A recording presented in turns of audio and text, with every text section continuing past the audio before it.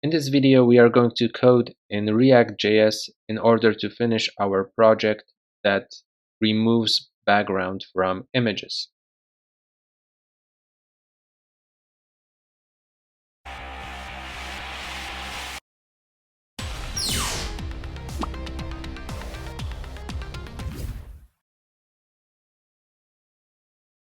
Alright guys, welcome to the second and final part of a tutorial on creating an application that will remove background from simple images, and this application is written in Django Rest Framework, and React.js. So in the previous part, we took care of the backend. We created our Django project and we've set up an API with the help of Django Rest Framework. And in this one, we will focus on the front end and coding in React.js in order to develop this pretty simple and pretty cool functionality. So I already started a React.js project. I did it with the use of npx create react app. I named my application frontend, and this is how it looks so far. So we have an alert and a drop zone in the middle of the screen in a blue background. And yeah, let's jump into Visual Studio Code and let's see what have I done in details. And I just want to say that I didn't do much. So let's begin from the app.js component, the main component. And over here, we simply have a wrapper div with a class named page, and we've placed a basic drop zone component. This basic drop zone is placed in the components directory. We will take a look at it in just a second. I also added a page class to this div, and I've placed the styling for the page and the drop zone directly in the index CSS just to save some time. So over here we have the styling for the page, and then this is the styling for the drop zone. All right, so as the next step, let's actually take a look at the basic drop zone component.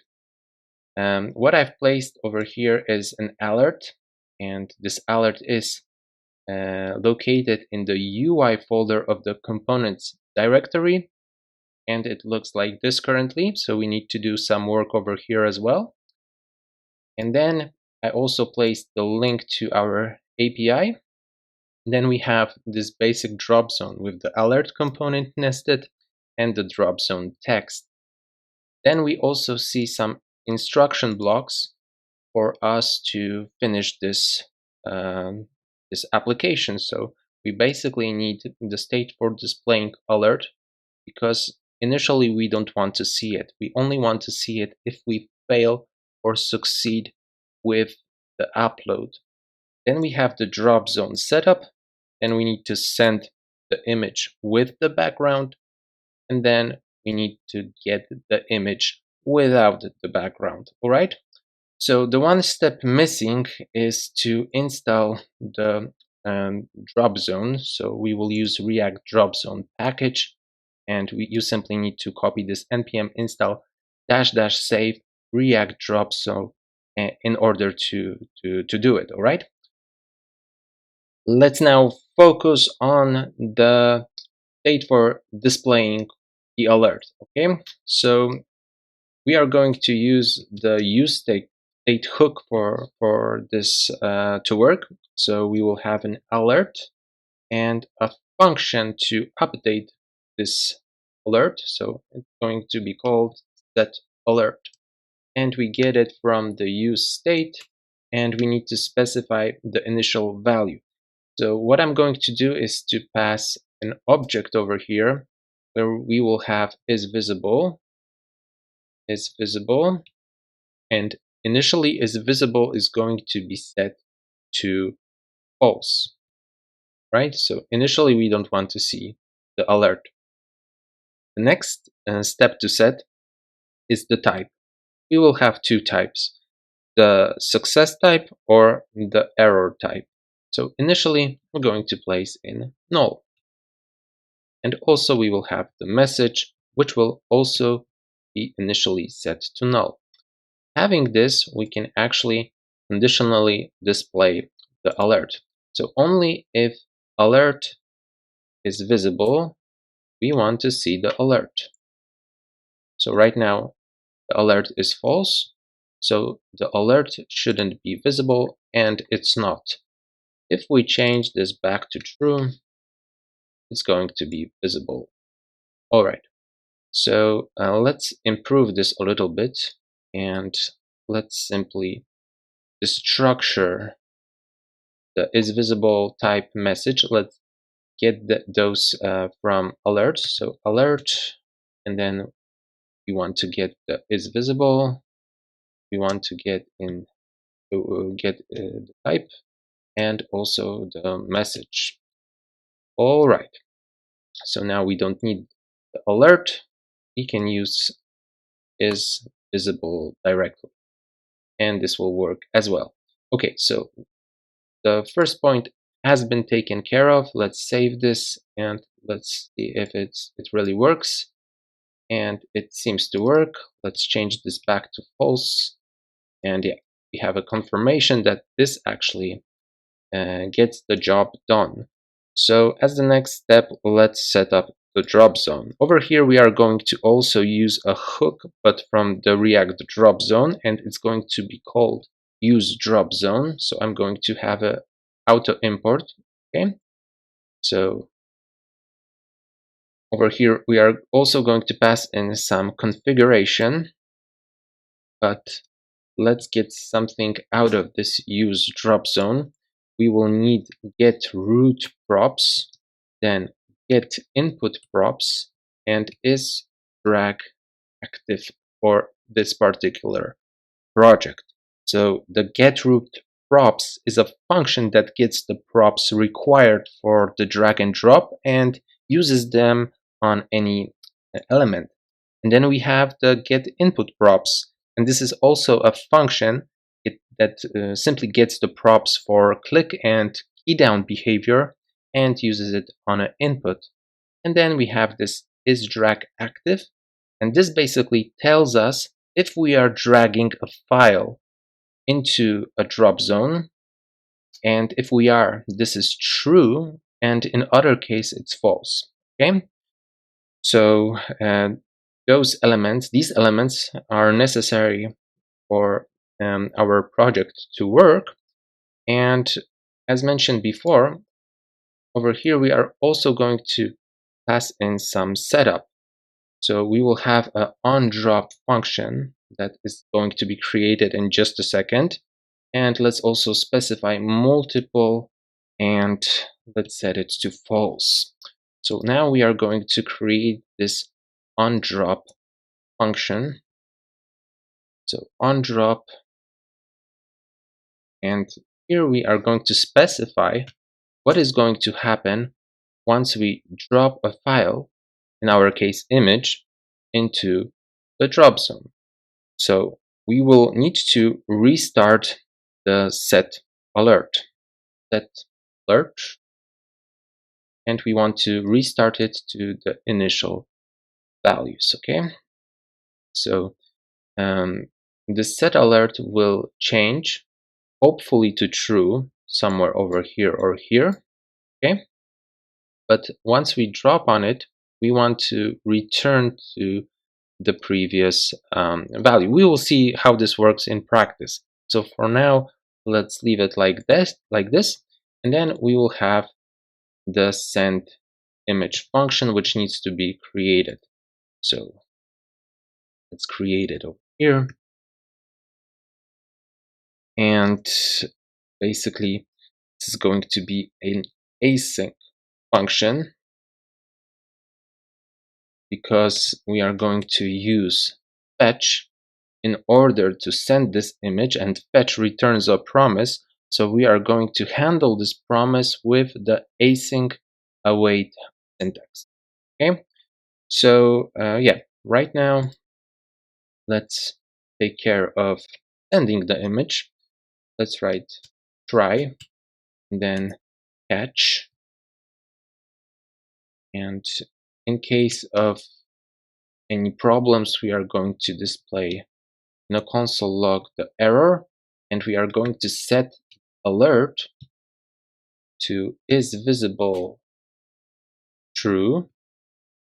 We are going to specify the type to error, and the message going to be, I don't know, oops, something went wrong. All right.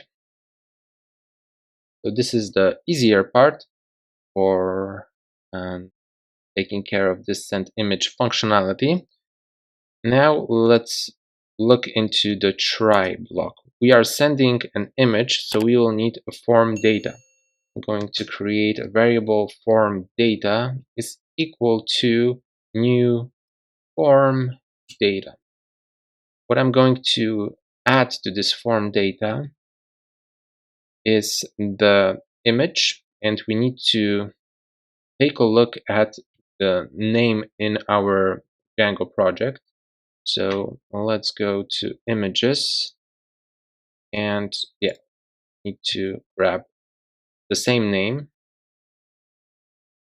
We are referring to a particular field over here. Then we want to pass in the image itself and the image name. All right, so you can play around this and console log those values over here, image, and image name. And now let's proceed and let's get the response. So as mentioned before, we are going to use the fetch function with the async await syntax. So let's place in fetch, and over here we need to pass in the endpoint. So we are going to use our URL. I'm using backticks over here, okay, and then images. Okay, so we are now referring to a particular endpoint that we created using Django viewsets, and we need to specify the method, and this is going to be a post method, and as the body we will have form data. All right, so now let's get the response in JSON. So we will have again await response JSON, and we will have an ID from the data, okay? An ID of the image. And this ID is going to be extremely important because by this ID, we are going to grab the image that has the background removed. So we are sending an image, saving this image. We are focusing on getting the ID of this image. And once the backend processes the image, removes the background of the image, we have the ID of the image, and now we can simply pass it to the getImage function. It's image function. We need to create it, of course, but this is basically how this works. So now I can copy getImage and move into the getImage block. All right. So over here, this is going to be, it's going to be a little bit more complicated than the send image, but only a little bit. So we will have get image. We will also use the fetch function. So we will have a promise in return from the fetch, and we will handle it with the use of async await syntax. Again, let's place in try, then catch. And yeah,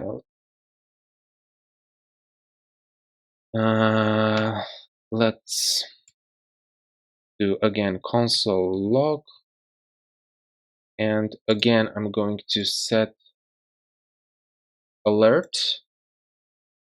You can change the message for whatever you want. For example, couldn't get the image, and here you could have, for example, couldn't send the image. Okay, I'm not going to do this. I'm going to focus on the try block right now. So first of all, let's again write const response is equal to fetch. And here again, I'm going to use tactics URL and then images. And right now I'm going to pass in the ID that I get from over here. So we want to reference a particular image. And let me show how this works actually. We have this API with images, and if we go to the first image, we can see actually we didn't go to the detail page. We just we took a look at the picture, but we can go to the detail page, the detail endpoint by the ID. So I'm going to place 1, and there it is. And then if I go to 2, there it is as well, and 3, and so on. Okay, so this is the initial image, but we also know that we have the RMBG image, and this is the image without the background. Okay, and if we go to the API views, we have this download method. So here we specified that detail is equal to true. So this is why we see the ID. Okay, this is why we place it over here. And the download is simply the name of the method that we placed inside of the image viewSet class. So hopefully this is now understandable. And let's continue. So in this case, we are going to have a method get, because we are getting an image. Okay, we are not sending an image, we are getting the image, and we need to specify the response type and set it blob, right? So we will have a blob object containing binary data, and let's get the actual data, because right now we have a promise. Okay, so data is equal to, and then await response, then blob, response blob. All right, now we need to create a link to download. So I'm going to name this ref equal to, and then we will have window URL, then create object URL, and we are going to pass in the data. All right, as the next step, we are actually going to create a hyperlink A tag. Okay, so I'm going to name this download link is equal to, and then document, we are going to create this element, create element, and we need an A tag, okay, for the hyperlink. All right, now we are going to set the download link to ref. Okay, so now the download link is set, and we need to set the attribute of the download link. Download link set attribute download, in order for us to have this download functionality, and then we need to provide some name of the file. So I'm going to put in removed bg emg then png. Okay, so we also need to add this download link to our page. So download link body, and then append child, and we want to, of course, not download link, we are adding download link. So we are adding download link to the document body. Right, sorry about the confusion over here. And then we want this download link to auto click. Okay, auto click.